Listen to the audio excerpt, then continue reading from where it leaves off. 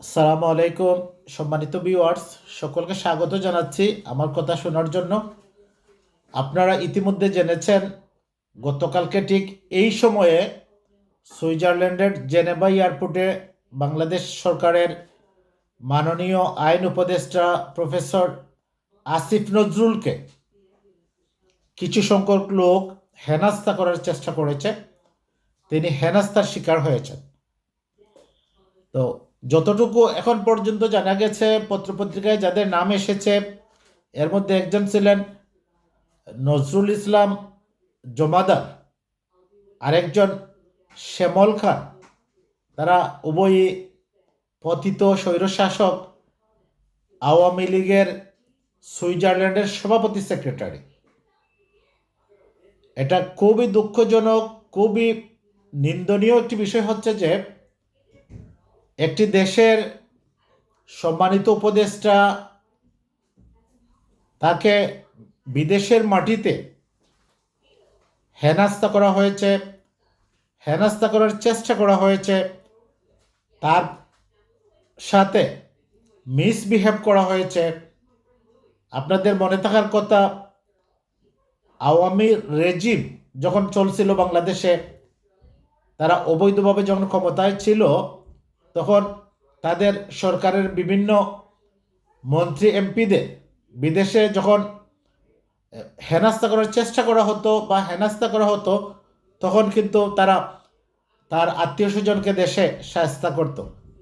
ICD মামলা দিয়ে পুলিশি হয়রানি করে তারা অনেক অপদস্থ করত। কিন্তু দুঃখ এবং পরিতাপের বিষয়, তারা যদি এই বিষয়টি এত সহজে ভুলে যায় যে তারা কি করেছে। প্রফেসর আসিফ নজরুল একজন দেশপ্রেমিক ভদ্রলোক। তিনি জেনেভা থেকে ফ্রান্সে যাবেন, সেখানে তারা সমবেত হলো। আমাদের প্রশ্ন হচ্ছে, সুইজারল্যান্ডের দূতাবাস, সুইজারল্যান্ডের বাংলাদেশের মিশন কি করলো? তারা কেন তাকে পর্যাপ্ত সাপোর্ট দিতে পারলো না, লজিস্টিক সাপোর্ট, সিকিউরিটি, এবং তারা কেন সেখানে স্থানীয় পুলিশকে ইনভলভ করলো না?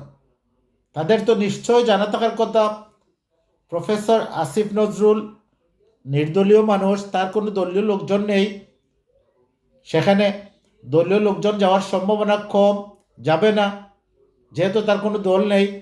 তাকে প্রোটেক্ট করতে হবে, তার জন্য স্পেশাল সিকিউরিটির ব্যবস্থা করতে হবে এমবেসি এবং স্থানীয় পুলিশের সমন্বয়ে। এটা কেন করলো না?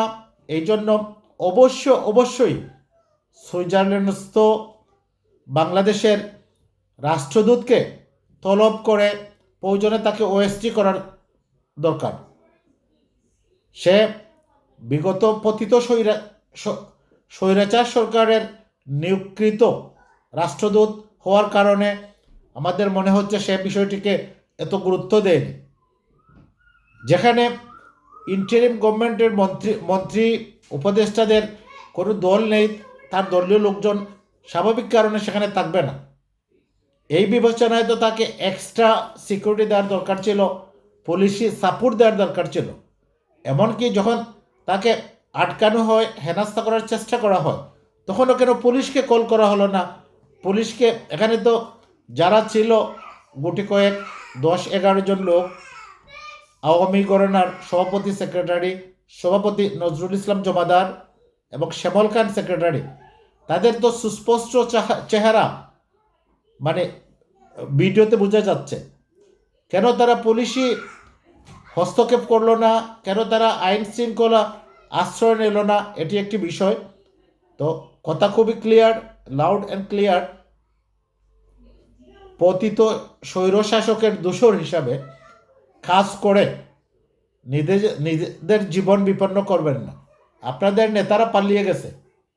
আপনাদের নেতারা যদি ভালো মানুষ হতো, তারা যদি দেশপ্রেমিক হতো, তাদের যদি সাহস থাকতো, তাহলে তারা পালাতো কেন? তারা পালালো কেন? আমাদের পার্শ্ববর্তী দেশ ইন্ডিয়া এখন বাংলাদেশের স্বৈরশাসকের, বাংলাদেশের দুষ্কৃতিকারীদের বাংলাদেশের নিষিদ্ধ ঘোষিত সংগঠনের অপরাধীদের অভয়ারণ্যে পরিণত হয়েছে। নিরাপদ আশ্রয়স্থল হিসেবে তারা পার্শ্ববর্তী দেশকে বেছে নিয়েছে। এটা খুবই দুঃখজনক, জাতির জন্য এটা খুবই দুঃখজনক, এবং পার্শ্ববর্তী দেশ হিসাবে তাদেরকে এই বিষয়টি বিবেচনা করা দরকার যে তারা বিবেকের কাছে কতটুকু স্বচ্ছ তারা, যে পার্শ্ববর্তী দেশের দুষ্কৃতিকারী, টাকা পাচারকারী, খুনি, তাদেরকে তারা কেমনে আশ্রয় দিল, কেমনে তাদেরকে প্রশ্রয় দিল, এই বিষয়টা আন্তর্জাতিক রাজনীতিতে একটি আলোচিত বিষয় এবং বহুল আলোচিত বিষয় হিসাবে যুগ যুগ ধরে এটা থাকবে। কারণ আমরা নিকট অতীতে পৃথিবীর ইতিহাসে আমরা এমন কোনো নজির দেখি না যে একটি দেশের দুষ্কৃতিকারী, নিষিদ্ধ ঘোষিত সংগঠন, টাকা পাচারকারী, মানি লন্ডারিংয়ের অপরাধী, খুনের দায়ে অপরাধী, তাদেরকে অন্য একটি দেশ আশ্রয় দেয়, নির্বিচারে তাদেরকে প্রশ্রয় দেয় এবং তাদেরকে পুনর্বাসনের ব্যবস্থা করে। এটা পৃথিবীর ইতিহাসে একটি নির্লজ্জ ঘটনা। তো সম্মানিত ভিউয়ার্স, এই ছিল আজকের মতো। সবার জন্য শুভকামনা। আল্লাহ হাফিজ।